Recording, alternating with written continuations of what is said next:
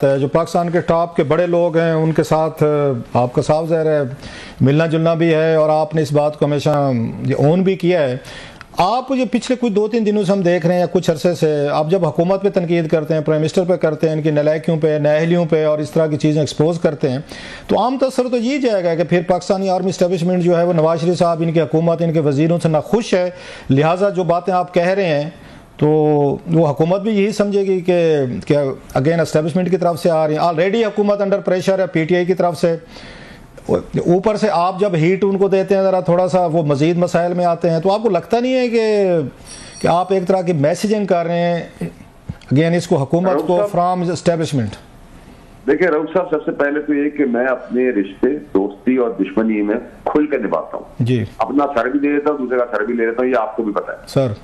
उसमें चाहे मीडिया हो, और अगर मैं शर्माता नहीं कहते हुए कि मैं प्रो एस्टेब्लिशमेंट और प्रो जुडिशरी हूँ, मैं हूँ, ठीक है। जिनके आप जाके कमरों में तस्वीरें खिंचाने के लिए तड़प रहे होते हैं लाइन लगाने के लिए, लेकिन बाहर आके गालियां देते हैं, मैं उसके खिलाफ हूँ।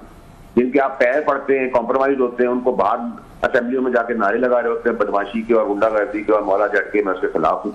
जो आप अंदर है वो बाहर भी। तो मेरी इसके अंदर बड़ी क्लैरिटी है। वो कुर्बानियां देते हैं, हम इज्जत से करते हैं। ना मैंने उनसे कोई पैसा कमाया, ना उनसे कोई ठेका लिया है, ना किसी और से कमाई की है, ना कोई ठेका लिया है। तो मेरी क्लैरिटी बहुत क्लियर है, ठीक है जी। नंबर 1। नंबर 2 ये कि मेरा अपना भी एनालिसिस है, चाहे मेरी 0.1% की सियासत हो, चाहे मेरी सियासत ना हो, चाहे मैं कारकुन ना कहना हूं या जो भी ना कहना हूं, लेकिन मेरी अपनी एक एनालिसिस है, मेरा अपना विजन है। मैं पढ़ा लिखा हूँ, आंखों से देखता हूँ, अंधा नहीं हूँ, मुंह से बोलता हूँ, जबान है, दिमाग है, दिल है। मैंने तो आपको इमरान खान साहब की 2022 में बता दिया था कि क्या होने वाला है। तो क्या उसकी भी स्क्रिप्ट किसी ने मुझे लिख के दे दी थी? जब फैज अमीद के खिलाफ मैं खड़ा हुआ, जब वर्दी में DPISI थे, तो मैं फौज का तर्जुमान क्यों नहीं था? मैं क्यों नहीं सब करीब था?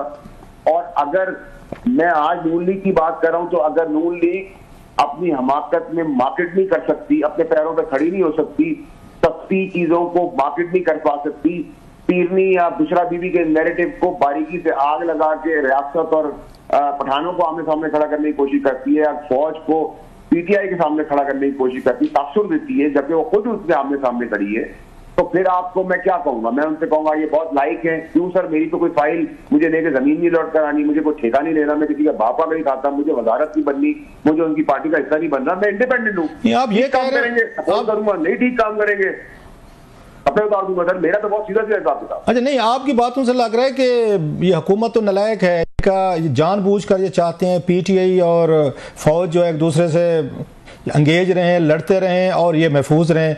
आपकी बातों से तो ये तस्वर लग रहा है कि उन दोनों को लड़ा के खुश है। आपको मैं तासुर नहीं, हकीकत है।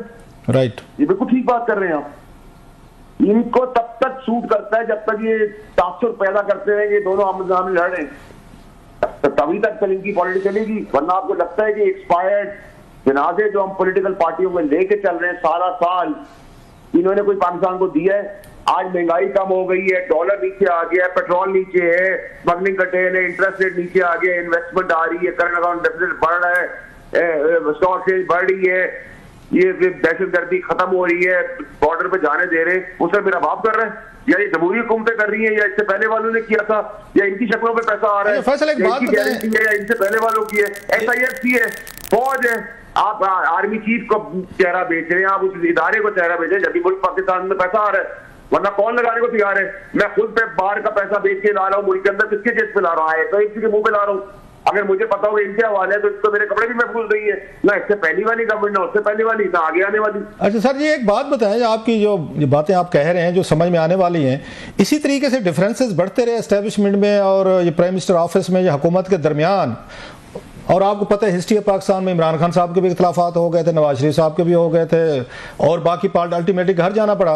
तो फिर क्या एस्टेब्लिशमेंट के पास ये प्लान B होगा कि ये हुकूमत तो अगर अनपॉपुलर है, ऑलरेडी है, इसकी क्रेडिबिलिटी के मसाइल हैं, ये उनका नैरेटिव नहीं सेल कर पा रहे, ये डिफेंड नहीं कर पा रहे, और फौज के लिए आके मजीद मुश्किलात पैदा कर रहे हैं, तो क्या करेगी फिर फौज? इनको हटा कर उनके पास क्या ऑप्शन है फिर? सर, एक बात का जवाब आप और साथ जो आपके हमारी दूसरी एंकर है जी, रबिया जो है, रबिया साहिबा बता दें जी कि अगर वजीर आके ये बयान देगा कि भाई नमाज पढ़ने की जगह कंटेनर नहीं है, इसलिए हमने फेंक दिया और वो मरा नहीं है, तो मैं उसको हार पहनाऊं? मैं क्या करूं? मुझे बताएं। अगर आप गरीब आदमी जो काबुल में या शिनवारी होटल में बेटा है जिसको हम 2018 से जानते हैं, हमें खाना खिलाता है, उसको आईडी कार्ड लेके इन्वेस्टिगेशन के लेके जाएगी। जबकि मैं तारीफ करूंगा इस्लामाबाद पुलिस की कि जैसी ये बात आई उन्होंने जिनकी जो इनोसेंट लोग थे उनको छोड़ दिया। मैं उम्मीद करता हूँ सारे छूट गए होंगे इनोसेंट, लेकिन जहां जो जिस तरह से मुझे आई थी जो वेटर्स थी वो सब वापस खैरी से पहुंच गए। तो अगर आप एक तासुर देंगे, ये आप तासुर देंगे तो ये तो गलत है ना सर। ये जाग पंजाबी जाग वाला अच्छा फैसल एक और बताएं सर, आप ज्यादा सवालात करके हम आपसे ज्यादा बातें पूछने के इसमें लिहाजा माइंड ना कीजिएगा if I interrupt you sir, कि ये जो बातें हैं जो आप कह रहे हैं आपको समझ आ रही हैं, लोगों को भी आ रही हैं, क्या एस्टेब्लिशमेंट ने ये बातें हैं, आर्मी चीफ ने या DGI ने ये बातें उन्होंने प्राइम मिनिस्टर साहब से भी की हैं, या सिंपली अगेन वो समझते हैं कि आपका कह देना काफी है, मैसेजिंग ये उनको हो गया, तो आपस की मुलाकातों में भी गुफ्तगू होती है सर?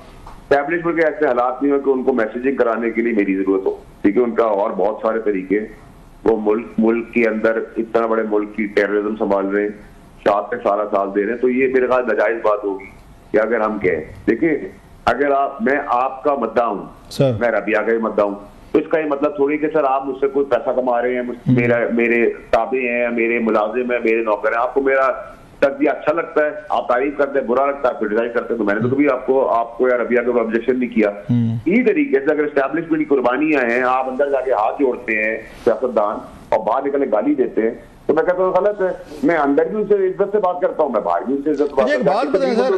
वहां जहाँ किसी का बाप नहीं खड़ा हुआ फैज अमीर के आगे या DGI का यूनिफॉर्म, मैं खड़ा हुआ, कौन सी चीजों से मैं नहीं गुजरा, आपको नहीं पता रहू साहब, तो उस वक्त तो मुझे कभी किसी ने क्रेडिट नहीं दिया कि भाई तू तेरी सोच ही बड़ी। जनरल फैज अमीर साहब से याद है सर जी, उनका वो चल रहा था, वो सुन रहे थे कि उनका तकरीबन कंप्लीट हो गया है कोर्ट मार्शल, कोई उसकी खबर है सर? आपको कहा था रऊफ साहब के 25 नवंबर 24 की तारीख इसलिए कही है PTI ने प्रोटेस्ट, क्योंकि 25 से चार्जेस फ्रेम होने, वो 25 के बजाय 5 को हुए, आज जाके हुए। तो इसी तरह उनका भी बहुत तेज चल रहा है, जो PTI कैन की धलदली है उस हिसाब से वो भी अनाउंसमेंट जल्दी आ जाएगी। आपको मैं 25 को कहता हूँ, 5 तारीख को आया था, तो डेट ना अगर पकड़े पाकिस्तान में तो सर सिवाय खबरनामे के कोई भी चीज टाइम पे नहीं होती। तो उस हिसाब से अगर आप चलें तो वो चीजें बिल्कुल। तो खान साहब पे कोई मिलिट्री ट्रायल आप खान साहब पे मिलिट्री ट्रायल होते देख रहे हैं इन कनेक्शन विद ये जनरल फैज साहब के? क्योंकि बहुत सारी बातें होती रहती हैं, वहाँ UK ने भी कहा जनाब कि शायद मिलिट्री ट्रायल ना होगा, आपकी क्या रीडिंग है? आज उन्होंने 9 मई पे तो उन्होंने वो लगा दिया, पहले कहते 9 मई भी नहीं करें, उन पर नहीं लगाएंगे, आज वो भी लगा दिए, तो मिलिट्री ट्रायल की क्या आपके पास खबरें हैं सर? कभी भी मैं आपको कभी ये नहीं कहूंगा कि ये पॉसिबिलिटी तो इसकी है। अच्छा, इसकी पॉसिबिलिटी ना होना जो है वो पेपर के ऊपर नहीं, बहुत ज्यादा पॉसिबिलिटी है इसकी, और इसको हमें बड़ा सीरियसली रहती है। इसी जेल के अंदर तारा मसीह भी था सर, याद रखें। आप ये भी याद रखें मुल्क की हिस्ट्री के, मुल्क में ऐवान से फांसी के फंदे पे चढ़ा दिया और जेल से ऐवान में बिठाया इस मुल्क में। तो ये तारा मसीह और ये दो जो मैंने आपको मिसालें दी हैं, इसको बहुत बारीकी से सोचें।